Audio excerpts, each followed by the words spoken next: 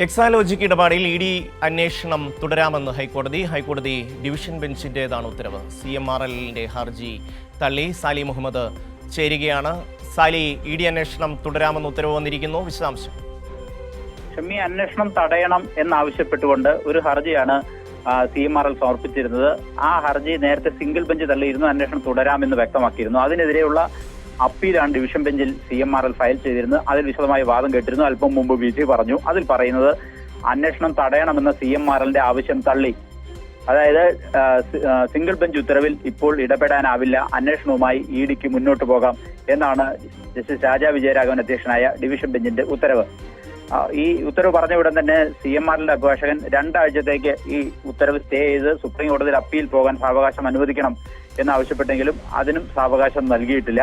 അപ്പൊ ചുരുക്കത്തിൽ അന്വേഷണം തടയണം എന്ന ആവശ്യം ഹൈക്കോടതി ഡിവിഷൻ ബെഞ്ചും തള്ളിയിരിക്കുന്നു. ഇനി എൻഫോഴ്സ്മെന്റ് ഡയറക്ടറേറ്റിന് അന്വേഷണവുമായി മുന്നോട്ട് പോകാം എന്നുള്ളതാണ് സാഹചര്യം.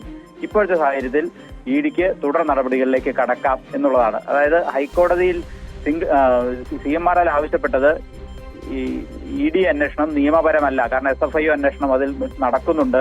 മാത്രവുമല്ല, ഇതിൽ ഒരു ഷെഡ്യൂൾഡ് ഒഫൻസ് ഇല്ല. ഒരു കുറ്റകൃത്യം നടന്നതായി മറ്റേതെങ്കിലും ഒരു ഏജൻസി ഏതെങ്കിലും തരത്തിൽ FIR രജിസ്റ്റർ ചെയ്യുകയോ ഒന്നും ചെയ്തിട്ടില്ല.